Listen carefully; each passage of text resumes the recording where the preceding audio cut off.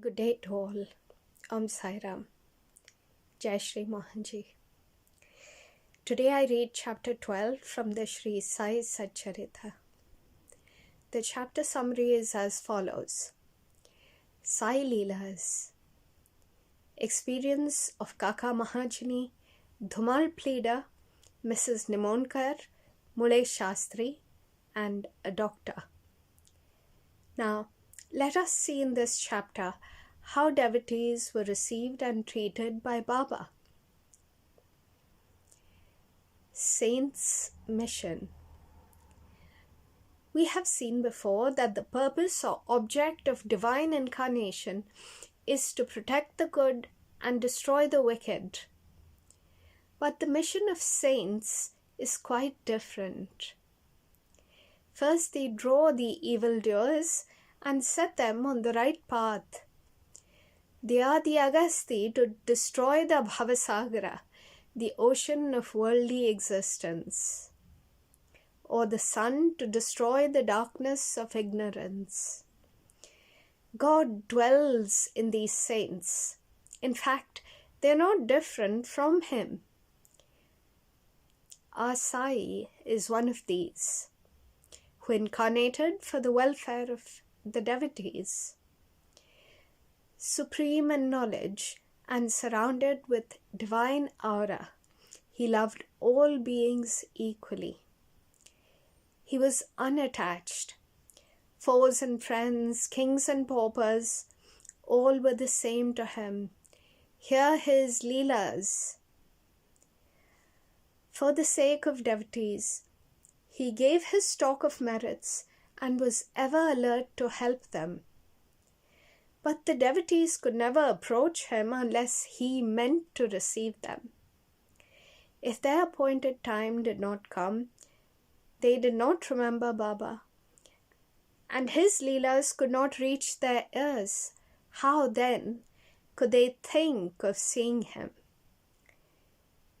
Some men desired to see Sai Baba, but they did not get the opportunity of taking his darshan till his Mahasamadhi. There are many such persons whose desire for Baba's darshan was not thus satisfied. Now, if these persons, believing in him, listen to his Leelas, their quest for darshan will be to a great extent satisfied by the Leelas. Even if some persons went there by sheer luck and took Baba's darshan, were they able to stay there longer? No. Nobody could go there of their own accord, and nobody could stay there longer if Baba did not wish so. They could stay there as long as Baba permitted them to stay and had to leave the place when asked to do so by him. So, everything depended on Baba's divine will. Kaka Mahajani. Once, Kaka Mahajani went to Shirdi from Mumbai. He wanted to stay there for a week and enjoy the Goglashtami festival. As soon as he took Baba's darshan, Baba asked him, "When are you returning home?"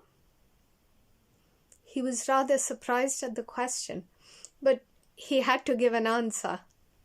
He said he would go home when he, that is Baba, ordered him to do so. Then Baba said, "Go tomorrow." Baba's word was law and had to be obeyed. Kaka Mahajani therefore left Shirdi immediately. When he went to his office in Mumbai, he found his employer anxiously waiting for him. His Munim, that is the manager, suddenly fell ill, and hence Kaka's presence was immediately and absolutely necessary. He had sent a letter to Kaka at Shirdi, which was then redirected to him in Mumbai.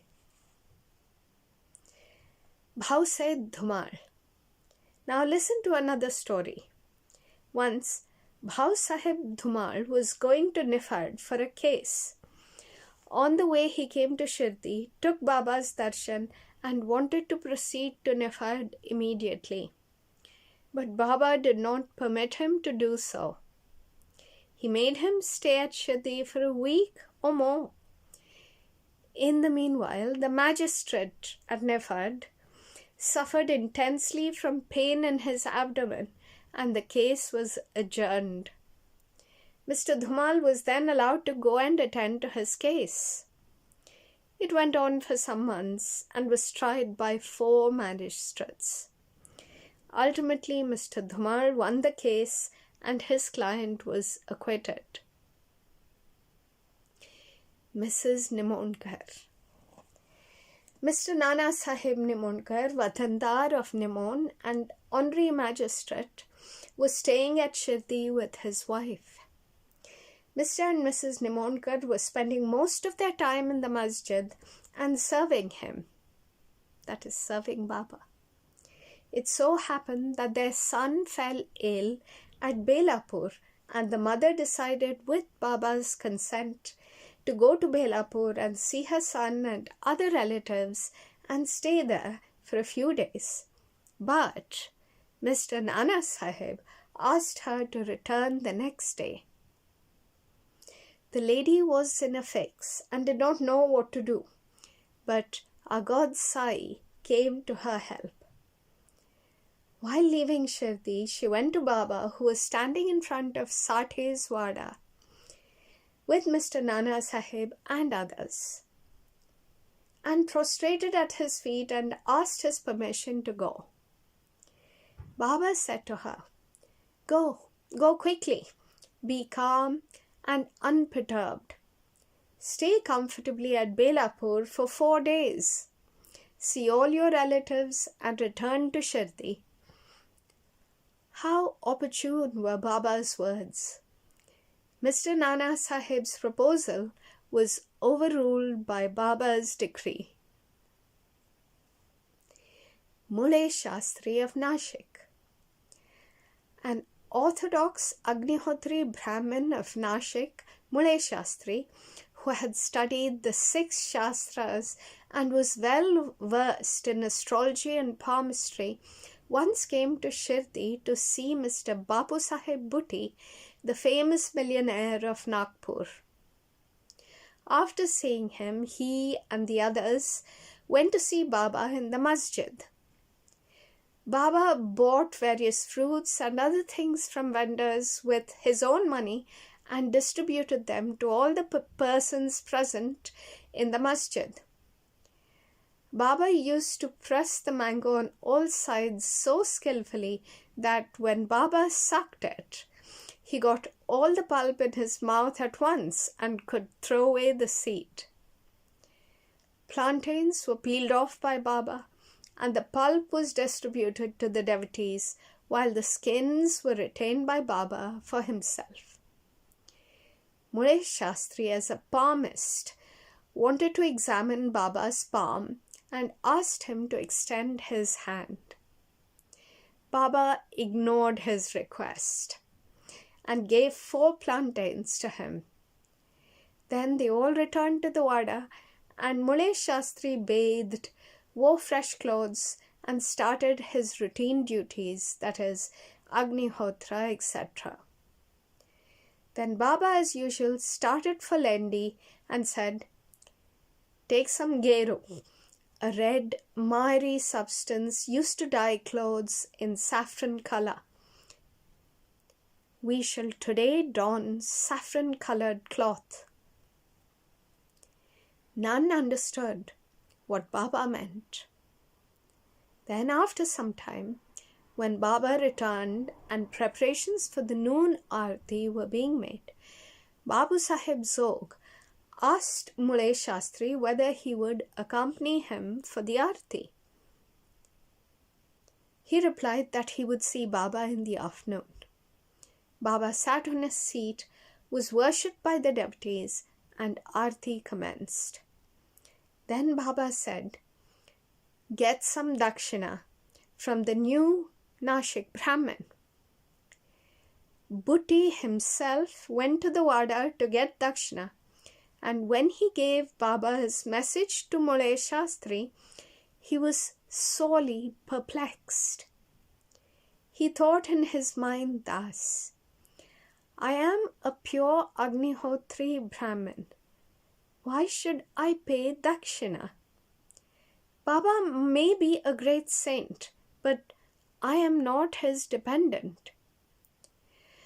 But since a great saint like Sai Baba was asking for Dakshina through a millionaire like Bhuti, he could not refuse. So leaving his routine unfinished, he started with Bhuti for the masjid. Thinking himself holy and the masjid otherwise, he remained at a distance, and after joining his palms, threw flowers at Baba from there. Then, lo, all of a sudden, he saw not Baba, but his late Guru, Gholap Swami there. He was wonderstruck. Could this be a dream? No, it was not, as he was wide awake. But how could his late Guru Gholap be there? He was speechless for some time. He pinched himself and thought again, but could not reconcile to the fact of his late Guru Gholap being in the masjid. Ultimately, leaving aside all doubt, he went up, fell at his Guru's feet, and then stood there with folded hands. Other people sang Baba's Aarti, while Muley Shastri chanted loudly his Guru's name. Then, casting off all pride of caste and sacredness, he fell at his Guru's feet and closed his eyes. When he got up and opened his eyes, he saw Baba asking for Dakshina. Seeing Baba's blissful form and his inconceivable power, Muley Shastri forgot himself. He was extremely pleased. His eyes were full of tears of joy. He again saluted Baba and gave the Dakshina. He said that his doubt was removed and that he saw his own Guru. On seeing this wonderful Leela of Baba, all people, including Muley Shastri, were much moved, and they realized the meaning of Baba's words, "Bring Yeru, we shall don saffron-colored clothes." Such is the wonderful Leela of Baba. A doctor. Once a Mamlatdar came to Shirdi with a doctor friend of his. The doctor said that his deity was Rama, and that he would not bow before a Muslim, and so he was unwilling to go to Shirdi. The Mamlatdar replied that no one would press him to bow down, so he should come and give the pleasure of his company. Accordingly, they reached Shirdi and went to the masjid for Baba's darshan. All were wonderstruck to see the doctor going ahead and saluting Baba. They asked him how he forgot his resolve and bowed down to a Musalman. Then the doctor replied that he saw his beloved deity Rab on the seat, and he therefore prostrated himself before him. Then, as he was saying this, he again saw Sai Baba there. Being dismayed, he again said, "Is this a dream? How could this be a Muhammadan? He is a great Yoga Sampanna avatar." The next day, he made a vow and began to fast. He absented himself from the masjid and resolved not to go there until Baba blessed him. 3 days passed, and on the 4th day, a close friend of his from Khandesh turned up, and with him he went to the masjid for Baba's darshan. After the salutation, Baba asked him whether anybody had gone to call him that he had come there. Hearing this vital question, the doctor was moved. The same day he was blessed by Baba, and he experienced bliss supreme in his sleep. Then he left for his town, where he remained in the same state for a whole fortnight. Thus his devotion towards Sai Baba increased manifold. The moral of all the stories mentioned above, especially that of Mulay Shastri, is that we should have firm faith in our Guru and on none else. More Leelas of Sai Baba will be described in the next chapter. Bow to Shri Sai. Peace be to all. Let us finish with the Shanti part. Samasta lokha sukhino bhavantu. Samasta lokha sukhino bhavantu. Samasta lokha sukhino bhavantu. Om Shanti Shanti Shanti.